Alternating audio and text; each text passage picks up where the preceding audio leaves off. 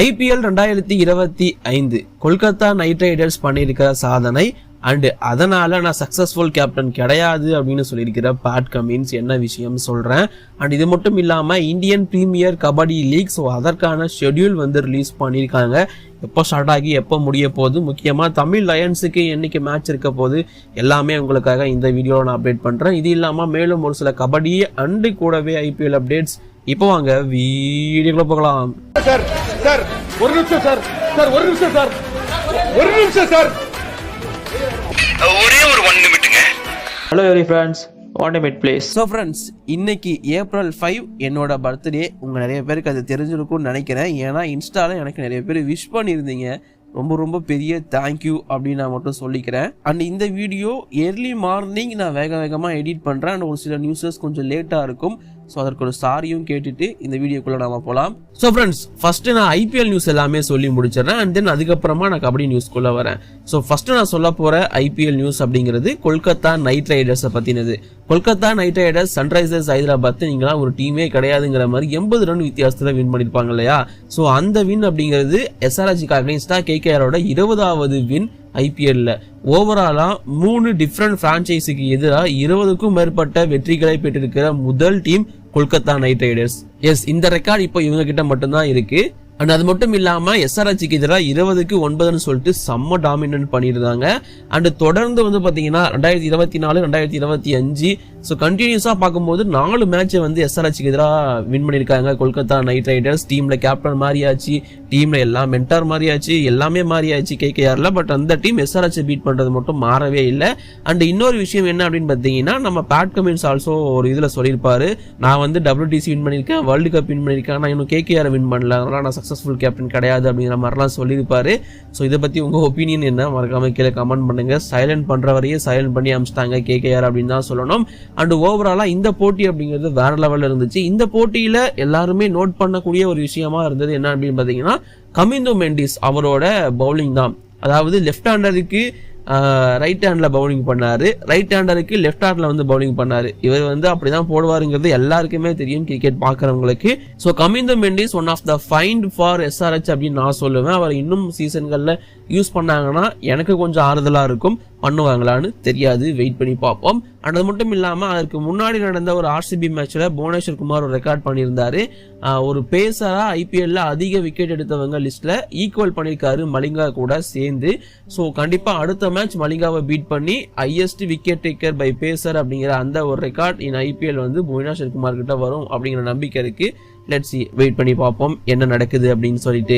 And இது இல்லாம Gujarat டைட்டன்ஸோட ககிசோர் Rabada, so RCBக்கு எதிரான போட்டியில ககிசோர் ரபாடா ஆடல. ஏன் ஆடல அப்படின்னு கேட்டதுக்கு இன்ஜுரி அப்படிங்கிற மாதிரி தான் ஒரு சில ரிப்போர்ட் வந்து இருந்துச்சு. பட் அதுக்கப்புறமா வெளியான ரிப்போர்ட் படி ககிசோர் ரபாடா சவுத் ஆப்பிரிக்காவுக்கு கிளம்பிட்டாரு, ரிட்டர்ன் ஆயிட்டாரு அப்படிங்கிற மாதிரி சொல்லியிருந்தாங்க. என்ன ரீசன் அப்படின்னு பார்க்கும்போது பர்சனல் ரீசன் காரணமா அவர் அங்க டிராவல் பண்ணி போயிருக்காரு அப்படிங்கிறத சொல்லியிருந்தாங்க. அண்ட் எப்ப வருவாரு அப்படிங்கிறதுக்கான எந்த ஒரு தகவலுமே இல்லை அப்படிங்கிறதும் சொல்லப்பட்டிருக்கு. ஸோ அப்படி பார்க்கும்போது இப்போதைக்கு ககிசோர் ரபாடா வந்து GTக்கு அவைலபிள் கிடையாது அப்படின்னு தான் நியூஸ் வருது. மேபி அடுத்த போட்டிக்குள்ள கூட வரலாம், இல்ல வராமலும் போகலாம். என்ன நடக்க போகுது அப்படிங்கறத அடுத்தடுத்த அப்டேட்ல நான் உங்களுக்காக அப்டேட் பண்றேன். பட் இப்போதைக்கு ரபாடா GT கூட இல்ல அப்படிங்கிறதுக்கான தகவல் தான் வந்திருக்கு. ஸோ அடுத்த நியூஸ் வந்து பாத்தீங்கன்னா SSV ஜெய்ஸ்வால் உங்க எல்லாருக்குமே தெரிஞ்சிருக்கும். அந்த ஜெய்ஸ்வால் வந்து மும்பையை சேர்ந்த பிளேயர். பட் அவர் வந்து ரஞ்சி டிராஃபி ஆர் கிரிக்கெட் அப்படிங்கறத கோவாக்கு ஆடுறதுக்காக மாற போறதா சொல்லியிருக்காங்க. கோவா ஸ்டேட்டுக்கு மாறலாம் அப்படிங்கிறதுக்காக முடிவு பண்ணியிருக்காராம். அதுக்கு பல ரீசன்ஸ் இருக்கலாம். நிறைய பிளேயர்ஸ் இந்த மாதிரி மாறி ஆடி இருக்காங்க. இப்போ எக்ஸாம்பிளுக்கு சொல்லணும் அப்படின்னா தமிழ்நாடு பிளேயர் பாபா அபராஜித் கேரளா டீமுக்காக ஆடுறாரு, KBR கார்த்திக் பாண்டிச்சேரி டீமுக்காக ஆடுறாரு. ஸோ இந்த மாதிரியான சில விஷயங்கள் நடக்கிறது நார்மலான ஒண்ணுதான். அண்ட் இது இல்லாம இன்னொரு நியூஸ் அப்படிங்கிறது இருக்கு. இப்போதைக்கு ஹாட் டாபிக் அண்ட் நிறைய பேசப்பட்டு இருக்க ஒரு பேர் ஆயுஷ் மாத்ரே அப்படிங்கிற ஒரு யங்ஸ்டர். 20 வயசு கூட பையனுக்கு இன்னும் ஆகல, மும்பையை சேர்ந்த ஓபனர். ஸோ இவரை வந்து பாத்தீங்கன்னா CSK டீம் மிட் சீசன் ட்ரையலுக்கு கூப்பிடுறதா சொல்றாங்க. மிட் சீசன் ட்ரையல் அப்படிங்கிறது அவரை கூப்பிட்டு அவரை ஆட வச்சு பாக்குறது, இந்த மாதிரி நிறைய விஷயங்கள் நடக்கும். ஸோ இந்த ஆயுஷ் மாத்ரே இப்போதைக்கு ட்ரையல்ஸுக்கு தான் கூப்பிடப்பட்டிருக்காரு, டீம்ல எடுத்துட்டாங்க அப்படிங்கிற மாதிரியே சில பேர்லாம் சொல்லிட்டாங்க. அதுக்கு கொஞ்சம் வாய்ப்புகள் கம்மி தான். அண்ட் இவரை எடுத்து எங்க ஆட வைக்க போறாங்க அப்படிங்கிற கேள்வியும் எனக்கு இருக்கு. CSK டீம்ல எடுத்து வச்சுப்பாங்க, அப்படிதான் அவர் வந்து கூட டிராவல் பண்ணுவார், CSK டீம் கூட டிராவல் பண்ணுவாரு. அடுத்த சீசன் மேபி ஆக்ஷன்ல எடுக்கலாம். எனக்கு தெரிஞ்சு இந்த சீசன் சைன் பண்றது கொஞ்சம் கஷ்டம், சைன் பண்ண ஆட வைப்பாங்களான்னு தெரியாது. ஸோ இதுவும் ஒரு நியூஸ் இப்போதைக்கு போயிட்டு இருக்கு. இது இல்லாம பிகேஎல் நியூஸ்குள்ள இல்ல கபடி நியூஸ்குள்ள வருவோம். ஸோ கபடியில முக்கியமா நான் சொல்ல வேண்டிய விஷயம் என்ன அப்படின்னு பாத்தீங்கன்னா, ஃபர்ஸ்ட் விஷயம் வந்து யுவா கபடி சீரீஸ் அப்படிங்கிறது ஃபைனல நெருங்கிருச்சு. ஸோ யுவா கபடி சீரீஸ் இந்த ஆல் ஸ்டார் எடிஷனோட ஃபைனல் அப்படிங்கிறது 2 டீமுக்கு எதிராக நடக்க போகுது. ஜெய்ப்பூர் பிங்க் கியூப்ஸ் அப்படிங்கிற டீம் உங்க எல்லாருக்குமே தெரிஞ்சிருக்கும்னு நினைக்கிறேன். ஸோ ஜெய்ப்பூர் பிங்க் கியூப்ஸ் வெஸ் யுவா யோதாஸ், இதுதான் ஃபைனல் அப்படிங்கிறது நடக்க போகுது. எலிமினேட்டர் 1 யுவா யோதாஸ் வெஸ் யுவா மும்பா நடந்துச்சு. யுவா மும்பாவை பீட் பண்ணிட்டு யுவா யோதாஸ் வந்து உள்ள வந்தாங்க. அண்ட் கூடவே எலிமினேட்டர் 2ல வந்து பாத்தீங்கன்னா சோனிபட் ஸ்பார்டன்ஸ் வெஸ் வாரியர்ஸ் கேசி நடந்துச்சு. ஸோ அதுல வந்து வாரியர்ஸ் கேசி வின் பண்ணிட்டு செமி வந்தாங்க. ஸோ செமி ஃபைனல் பிட்வீன் யுவா யோதாஸ் வெஸ் வாரியர் கேசி, அதுல யுவா யோதாஸ் வின் பண்ணி ஃபைனல் போயிருக்காங்க. So final between Jaipur pink cubes and கூடவே யுவா யோதாஸ், யாரு வின் பண்ண போறாங்க அப்படிங்கிற எக்ஸைட்மெண்ட் ரொம்ப அவளோட நான் வெயிட் பண்ணிட்டு இருக்கேன். நீங்க எத்தனை பேர் இதுக்காக வெயிட் பண்ணிட்டு இருக்கீங்க மறக்காம கீழே கமெண்ட் பண்ணுங்க. ஸோ உங்களோட ஒப்பீனியன் படி யாரு வின் பண்ண வாய்ப்பு இருக்கு? மேபி இந்த வீடியோ நீங்க பாக்குறப்போ ஃபைனல் கூட முடிஞ்சிருக்கலாம். அதை நான் அடுத்த வீடியோல அப்டேட் பண்றேன். அண்ட் அடுத்ததான் வந்து பாத்தீங்கன்னா IPKL Indian premier kabaddi league, அதற்கான ஷெட்யூல் இப்போதைக்கு ரிலீஸ் ஆயிருக்கு. ஃபிக்சர் அனௌன்ஸ்மெண்ட் அப்படின்னு பார்க்கும்போது இந்த GIPKL அப்படிங்கிற இந்த லீகை பொறுத்த வரைக்கும் நான் முன்னாடியே சொல்லியிருக்கேன், அதை பற்றி நிறைய வீடியோ போட்டிருக்கேன். இன்னும் பார்க்கலையா பார்த்துட்டு வந்துடுங்க. மென் செக்ஷனில் 6 டீம், உமன் செக்ஷனில் 6 டீம் மோதிக்கிறாங்க. ஸோ இது வந்து 18 ஏப்ரல் அன்னைக்கு ஸ்டார்ட் ஆகுது. ஃபர்ஸ்ட் மேட்சே வந்து பார்த்தீங்கன்னா தமிழ் லயன்ஸுக்கு தான் இருக்குது. தமிழ் லயன்ஸ் வெஸ் பஞ்சாபி டைகர்ஸ் அவங்களுக்கு தான் நடக்க போகுது. 6 PM to 7 PM நடக்கும் அப்படிங்கிறத சொல்லியிருக்காங்க. டெலிகாஸ்ட்டுக்கும் இதோட டெலிகாஸ்ட் பற்றியும் நான் டீட்டெயிலாக வீடியோ போட்டிருக்கேன். இல்லைனா நான் திரும்ப மென்ஷன் பண்ணிக்கிறேன். சோனி தான் இவங்களோட டெலிகாஸ்ட் பார்ட்னராக இருக்காங்க.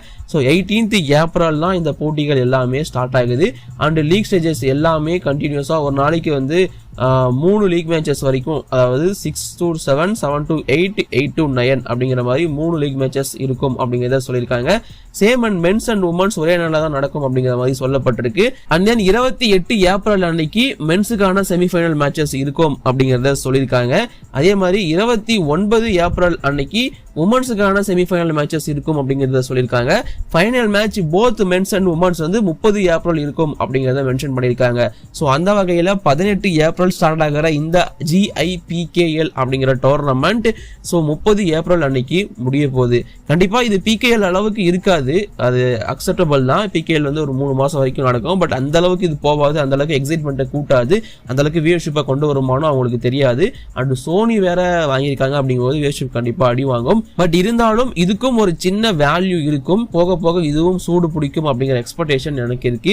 எத்தனை பேர் இந்த GIPKL இந்த ஒரு லீகை பார்க்க வெயிட் பண்ணிட்டு இருக்கீங்க அப்படிங்கிறத கீழே கமெண்ட் பண்ணுங்க. இதை பத்தி தொடர்ந்து அப்டேட் வேணுமா அப்படிங்கிறதையும் சொல்லுங்க.